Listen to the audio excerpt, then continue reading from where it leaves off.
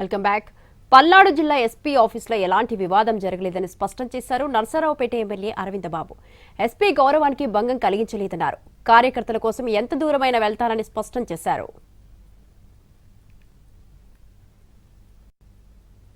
మా ఫైల్ అనేది మాకు చూపించండి, ఇంతవరకు మాకు అపాయింట్మెంట్ రాలేదని మేము అడిగాము. ఆయన్ని చాలా గౌరవంగా మర్యాదగా అడిగాము.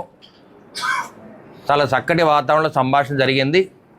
అప్పటికప్పుడు ఆన్లైన్లో అప్లోడ్ చేసి డీజీపీ గారికి పెట్టి అపాయింట్మెంట్ ఆర్డర్ తెప్పించమని అడిగాం. అంటే 8 నెలలు కూడా జరగని పని మేము అక్కడ కూర్చొని ఒక 10 గంటల్లో నేను అపాయింట్మెంట్ ఆర్డర్ తీసుకురావడం జరిగింది. ఎక్కడ కూడా వివాదానికి చోట్లేదు, ఎక్కడ కానీ ఎస్పీ గారి గౌరవానికి చోట్లేదు. కానీ అరవింద్ బాబు అనేవాడు ప్రతి కార్యకర్తకి న్యాయం చేయడానికి ఎంత దూరమైన వెళ్తాడని చెప్పి నేను మీడియా ముఖం తెలియజేస్తున్నాను. నర్సరావుపేట ఎమ్మెల్యే అరవింద్ బాబు టీడీపీ అధిష్టానం సీరియస్ అయింది. ఆయన వ్యవహరించిన తీరు సరిగా లేదని మండిపడ్డారు పార్టీ అధ్యక్షుడు పల్లా శ్రీనివాసరావు. ఎమ్మెల్యేకు ఫోన్ చేసినా లిఫ్ట్ చేయలేదని సీరియస్ అయ్యారు. దీంతో వ్యక్తిగతంగా వచ్చి వివరణ ఇవ్వాలని పల్లా ఆదేశించారు. లీగల్ అడ్వైజర్ పోస్టు సిఫారసును అధికారులు ఆమోదించకపోతే హైకమాండ్ దృష్టికి తీసుకురావాలి, కానీ ఇలా చేస్తే ఎలా అని ప్రశ్నించారు పల్లా. 2-3 రోజుల్లో అరవింద్ బాబును అమరావతికి పిలిపించాలని ఇటు చంద్రబాబు కూడా ఆదేశించారు.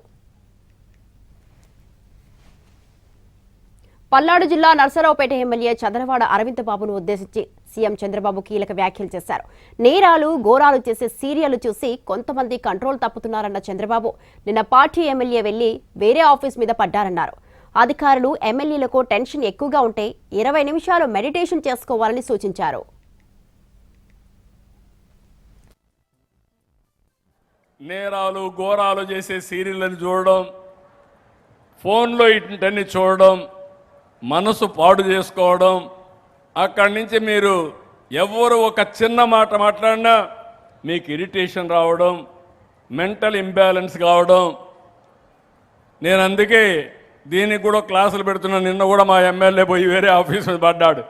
నేను ఒకటే చెప్తున్నా, అధికారులు కానీ ఎమ్మెల్యేలు కానీ ప్రజాప్రతినిధులు కానీ పబ్లిక్ కానీ ఒకవేళ మీకు టెన్షన్ ఎక్కువగా ఉంటే ఒక 20 నిమిషాలు మెడిటేషన్ చేయండి, కొంపలు ఏమి కూలిపోవు.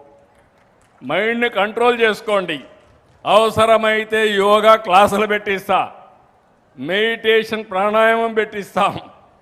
మనం అందరం బతికేది ఆనందంగా ఉండాలని అనుకుంటాం, కానీ టెన్షన్లో ఆరోగ్యం పోగొట్టుకొని లేనిపోని ఇబ్బందులు తెచ్చుకోవడం కాదు. నేరాలు ఘోరాలు చేసే సీరియల్ని చూడడం, ఫోన్లో ఇంటన్ని చూడడం, మనసు పాడు చేసుకోవడం, అక్కడి నుంచి మీరు ఎవరు ఒక చిన్న మాట మాట్లాడినా మీకు ఇరిటేషన్ రావడం, మెంటల్ ఇంబ్యాలెన్స్ కావడం.